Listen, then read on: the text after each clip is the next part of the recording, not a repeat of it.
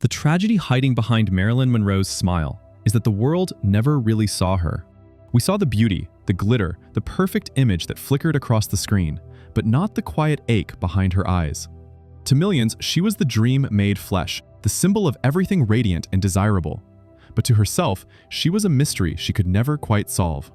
Her smile became her language, her defense, and eventually her prison. The world kept asking her to shine brighter, laugh louder, and stay golden, even as the person behind the glow began to fade. What she built to survive soon became the very thing that consumed her. Plato once warned that people mistake shadows for truth. Maybe that's what happened with Marilyn. We fell in love with the reflection and missed the woman who stood in the dark behind it, the real one, the one before the cameras ever found her. Before she was Marilyn Monroe, she was Norma Jean Mortensen, a quiet, uncertain girl the world had never heard of. Hollywood didn't just discover her, it remade her. The soft brown curls turned to platinum blonde, the shy voice became breathy and sweet, and the ordinary girl was shaped into a fantasy built to sell dreams. The woman the world adored wasn't found, she was designed. For a while, it worked. The camera adored her. Directors told her she had something no one else did, that shimmering innocence that could melt on cue. She learned how to move like a sigh, how to turn her pain into charm, how to give the world exactly what it wanted before it even asked. And yet, every layer of polish added distance between who she seemed to be and who she still was underneath. Psychologists call this the birth of the false self, a version of you created to survive in a world that feels unsafe for who you really are. Donald Winnicott believed that when a child's authenticity isn't welcomed, they begin to perform to be accepted. Marilyn perfected that performance until it replaced her. She became fluent in the language of desire, but it wasn't her native tongue.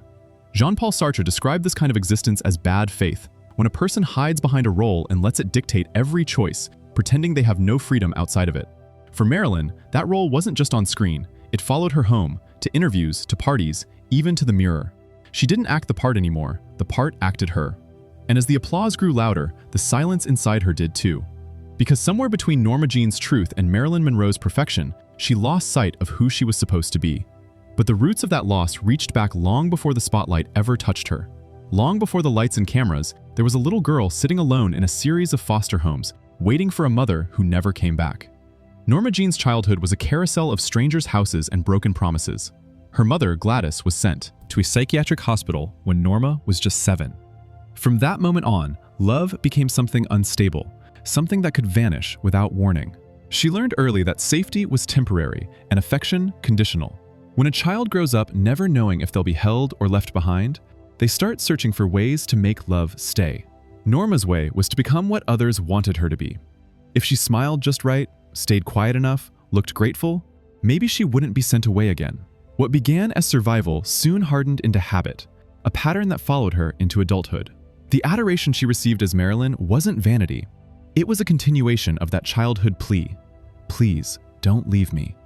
Psychologists today would call it an anxious attachment, a nervous system wired to chase reassurance. For Marilyn, that chase became her compass. Every compliment, every camera flash, every man who told her she was special gave her a momentary sense of belonging. But it never lasted, because she wasn't being loved, her performance was. And so the cycle kept spinning. Affection, doubt, panic, performance, repeat. The philosopher Soren Kierkegaard described despair as the sickness of a self that has forgotten itself. To lose your center while becoming someone else, that, he said, is the deepest kind of suffering. Marilyn embodied that truth long before the world saw it. She became the woman everyone wanted, the vision they couldn't stop looking at. Yet inside her lived a frightened child who only wanted to be held. And that child never truly disappeared. She just learned to hide behind sequins and red lipstick, hoping that if the world loved the glitter hard enough, maybe, just maybe, it would finally love the girl who was still waiting underneath it all. But the world's love didn't arrive gently. It came all at once, loud, overwhelming, and impossible to hold. By the mid-1950s, Marilyn Monroe was everywhere, on movie screens, magazine covers, and billboards stretching across cities. People didn't just admire her, they projected their dreams onto her. To the world, she wasn't simply a woman anymore. She had become a symbol, a kind of living wish people could look at, escape into, and desire from a distance. At first, that kind of attention felt like love. It was proof that she mattered, that people finally saw her. But slowly, she realized the truth. They didn't see her at all. The more people wanted her, the less they cared to know who she really was. They loved the way she looked, the way she laughed, the way she moved, but not the woman behind those things. It was as if her body had become public property, something everyone thought they could own a piece of. Psychologists have a word for this: objectification. It's when a person is treated like a thing to be looked at, rather than a human being with thoughts and feelings. Over time, that changes the way you see yourself. You start to believe that your only value comes from being wanted. For Marilyn, it became impossible to tell where the real woman ended and the image began. She once said softly in an interview, "They only see me as Marilyn Monroe, and Marilyn doesn't exist." It was her way of saying she felt invisible, trapped inside a picture that everyone else controlled. The philosopher Simone de Beauvoir wrote that society often turns women into mirrors, reflecting what men desire instead of showing who they really are. John Berger later explained that women learn to watch themselves being watched, as if the world's gaze never leaves them. Marilyn lived that truth every single day, both admired and imprisoned by the same eyes. She had become the symbol of desire itself, but it came at a cost. The more perfect she appeared, the further she drifted from herself. When the world wants the fantasy more than the human being, the human slowly disappears. And once Marilyn stopped recognizing her own needs, the world around her changed too. Not into warmth, but into distance. By the time she became a global icon, Marilyn's world was louder than ever. Crowds outside hotels, photographers chasing her car, producers demanding her time.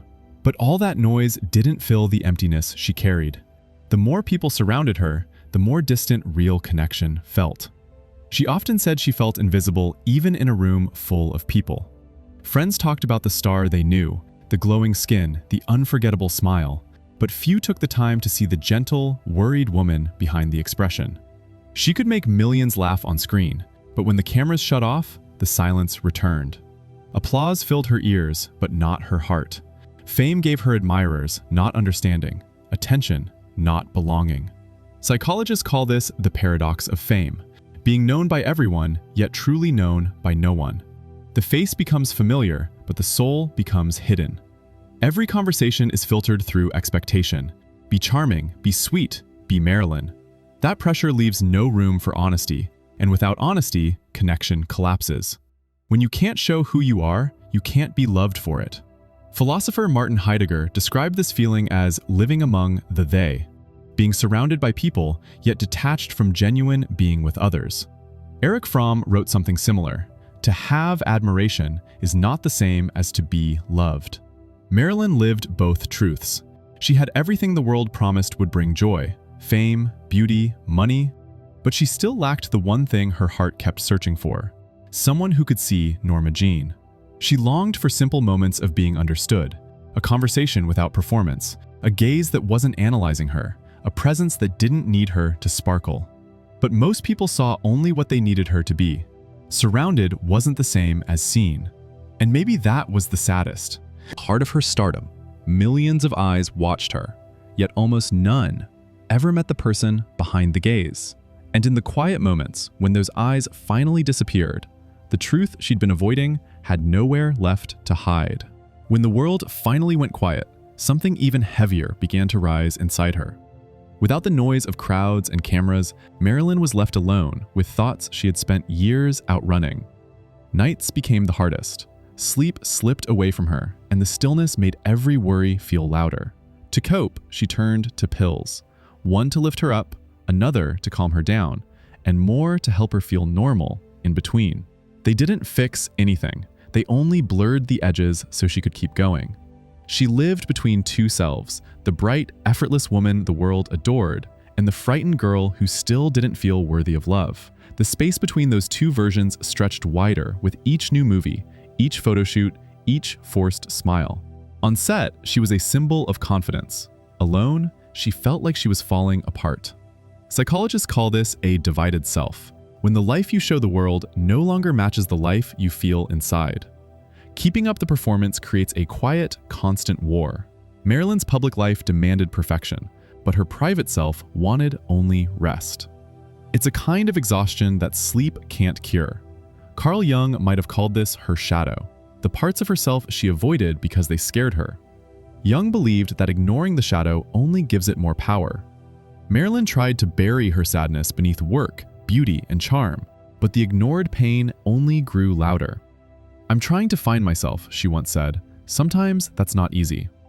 Those words revealed the struggle of someone torn between who she was and who the world needed her to be. Epictetus taught that freedom comes from mastering your inner world, not from pleasing the outer one.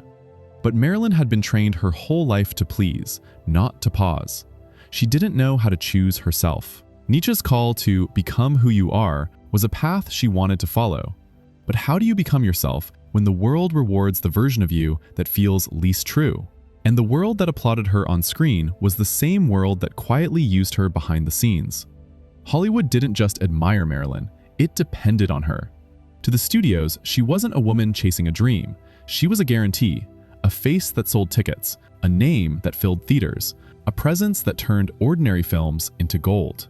Executives talked about her the way people talk about a profitable asset, something to manage, promote, and squeeze value from. She wasn't treated as someone who needed protection or care. She was treated as someone who needed to perform. Her exhaustion was an inconvenience. Her sadness was a rumor. Her breakdowns were scheduling problems. As long as she could sparkle on camera, the machine kept running, and she was expected to run with it. Psychologists would call this dehumanization, when a person stops being seen as a person and starts being treated as a tool. For Marilyn, it meant that even her pain had a price tag. Magazines sold it, studios ignored it, the public consumed it. Her suffering and her stardom were no longer separate things. They had become the same product. The philosophers Adorno and Horkheimer called this the culture industry, a world where even human emotions are packaged and sold. Guy Debord later described it as the society of the spectacle, a place where images matter more than reality. Marilyn didn't just live in that world, she was its brightest example. Karl Marx warned that when people are treated like objects, they become alienated from others and from themselves. That was Marilyn's life in one sentence. The world adored her image, but erased her humanity. She stood under the brightest lights in Hollywood, yet none of them revealed the woman beneath the glow. And maybe that was the cruelest truth. She gave the world beauty, and the world turned her into a commodity it could buy, sell, and replace. But being treated like a product created a kind of emptiness that fame couldn't fill. A quiet ache that pushed her to look somewhere no spotlight could reach. That emptiness didn't disappear. It deepened. The studios had their profits, the world had its icon, but Marilyn still didn't have what she needed most, a sense of who she really was. So she turned inward. She read at night, Freud, Rilke, Dostoevsky, not to look smart, but to understand herself. Those books were like small lamps in a dark room. They didn't fix the pain, but they helped her name it. Acting became part of that search too. She didn't study just to be more famous, she studied to be more real. In class, she tried to drop the practiced smile and tell the truth of a scene, even if her hands trembled. Teachers told her to bring her whole self to the work, the fear, the longing, the sadness she usually hid. For a few honest minutes on a quiet stage, she could stop performing and simply be. That felt like oxygen.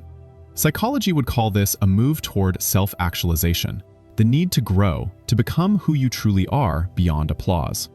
Marilyn was learning that praise is loud, but meaning is quiet. It shows up when you do something that fits your soul, even if no one claps. She began to ask different questions, not "do they love me?" but "does this matter? Is this true?" Those questions softened her edges and gave her courage to choose better roles, set boundaries, and slow down when she needed to breathe. The psychiatrist Viktor Frankl wrote that people can endure almost anything if they have a why. Pleasure fades, purpose lasts. That idea touched her. She didn't need bigger spotlights. She needed a reason to stand in them. And the poet Rainer Maria Rilke offered a path forward. Live that. Questions. Don't rush to easy answers. Hold the mystery long enough for it to teach you who you are. Little by little, Marilyn tried to live that way. She read, she wrote, she practiced. She looked for people who could see beyond the image and meet the person. What she needed wasn't more applause. It was a life that felt truthful underneath it. Not a brighter mask, but a steadier center. Not more eyes on her, but a clearer why within her. What she found in those moments of honesty gave her hope. But healing isn't the same as being whole. The past doesn't loosen its grip just because you understand it. Meaning helped her breathe, but it couldn't protect her from the weight she'd been carrying for years. The world still expected Marilyn, even on the days when she barely had the strength to be Norma Jean. That pull between who she was becoming and who she had to pretend to be slowly drained what little steadiness she had left. The late nights grew heavier. Her body stopped trusting sleep, and the pills that once softened the edges became a routine she relied on just to feel normal. Her collapse wasn't sudden. It was a slow unraveling, a little more energy slipping away each month until even simple tasks felt heavier than they should. Work became harder to face. She missed calls, froze with anxiety, or backed away when the pressure spiked. People labeled her unprofessional, never stopping to imagine the exhaustion inside her. Keeping the image alive demanded strength she no longer had. The world still wanted the glow, but her mind and body kept asking for peace. That distance between what she needed and what she was expected to give stretched wider until she could no longer stand in both places at once. Psychology calls this identity collapse, the moment when the self you show and the self you feel can no longer hold together. Emotional fatigue follows. You spend so long pretending that the real you finally runs out of breath. Marilyn reached that point. She wasn't just tired, she was emptied by years of living in pieces. Albert Camus called this the absurd, the painful conflict between the truth inside you and the script the world forces you to play. When those two realities don't match, meaning slips away, and even ordinary days feel unbearable. Seneca warned that fame and fortune can't steady a person, they only make the fall louder. Marilyn's life reflected both ideas. On the outside, beauty, success, legend. On the inside, a quiet room, scattered pills, and a heart that could no longer carry the weight of being someone she wasn't. And when a person spends too long pretending to be whole, something inside eventually breaks. Her death wasn't just an overdose. It was the final snap of a life stretched thin by pressure, performance, and loneliness. There was no final speech, no bright farewell, only a silence that arrived when the performance finally ended. The absurd isn't dramatic. It's what remains when the lights go out and the room is finally, unbearably, still. And in that stillness, her absence said what her voice never could, a reminder of everything she carried alone. What she left behind wasn't a spotlight, but a question, the kind that makes us look at ourselves. Marilyn's tragedy was never only her own. It shows how easily we worship beauty, fame, and perfection while forgetting the person carrying all of it. We praised the glow, but ignored the woman who kept it alive. We loved the dream, but forgot the dreamer. Lao Tzu once said to return to the center, to live from what's real, not from what only shines. Because when the image matters more than the soul, we all lose something human. Her smile still asks a quiet question. How many of us are still smiling just to survive? Share your reflections below. And if this story moved you or made you see her differently, subscribe and turn on notifications for more. Because remembering Marilyn means remembering the human, not just the icon.